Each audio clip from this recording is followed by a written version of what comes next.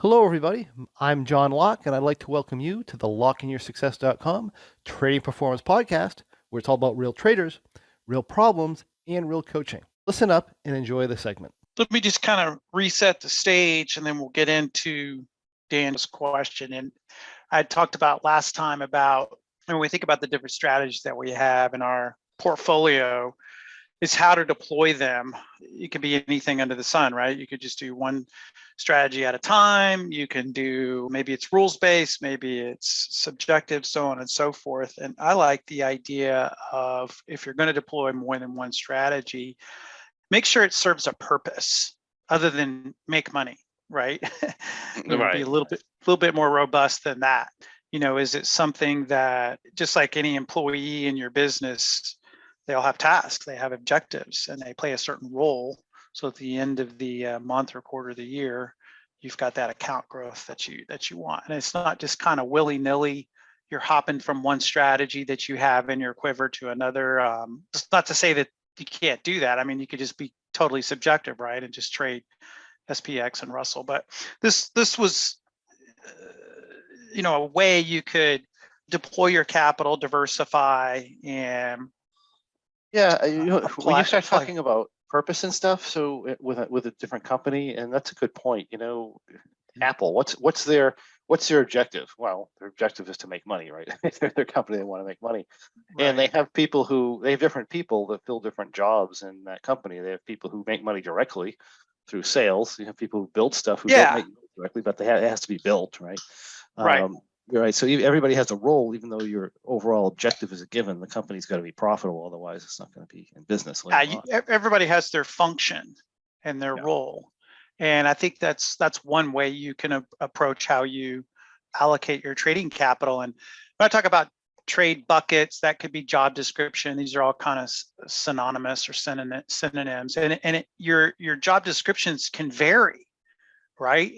I talk about time commitment, prep required. Is it totally rules-based? Is it sort of rules-based but with a subjective trigger? It could be anything. These are just kind of different ideas of how you might group your trades. I know this is kind of a review from last time, but I think it's important to set up the questions that Dan had. There's other purposes it might serve. Is it something that's giving you weekly income, or is it more broader that you're looking at on a quarterly basis or annual basis?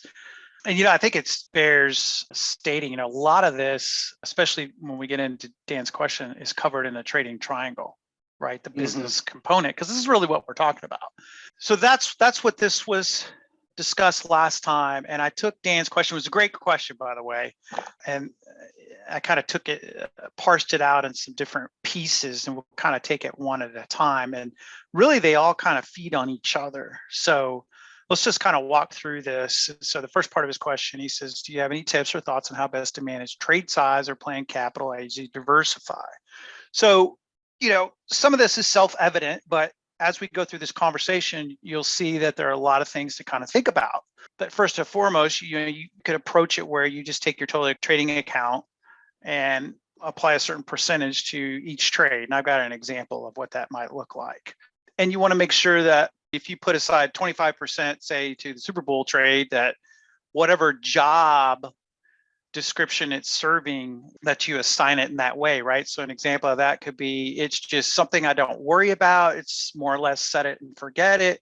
It grinds out its wins. It grinds out its losses. And then at the end of the year, it has a nice expected return and positive expectancy, sorry. But you may have a rule or a filter in there that says you only deploy it in certain markets, because this may not be the best market for that.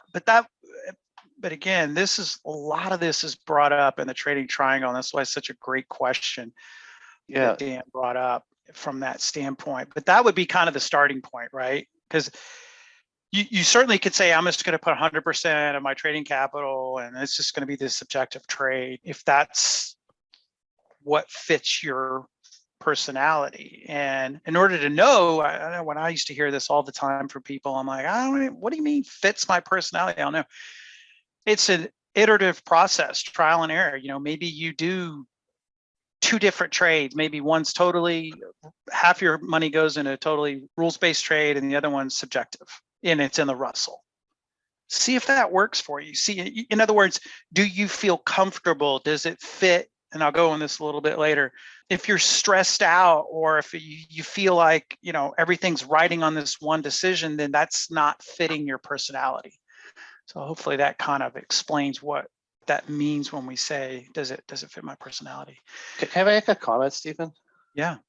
Yeah, so I think a lot of us focus on how much money we have in our account and our trade size, when we should really be focusing on how much money am I willing to risk Yeah.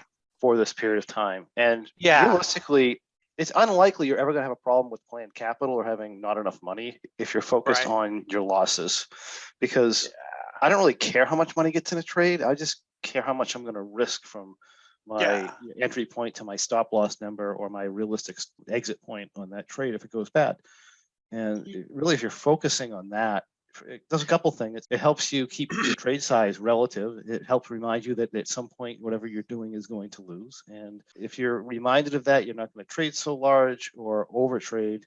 Your size and your psychology is going to be so much better. There's just so much going on there. Yeah, I'll get to that in the next couple slides. So, okay, I mean, it's a great point, but it's going to be more apropos to expand on it a little bit later. I'm kind of building up into how his first question really ties into the last question. They're not disparate questions. They're all asking the same thing, and it's kind of different way, you can back into it like you're talking about from different ways. And that is what I have for you today. If you have any questions or comments or anything else you'd like to see in the next Trading Performance podcast, please list that in the comments and I'll personally answer your questions and comments for you.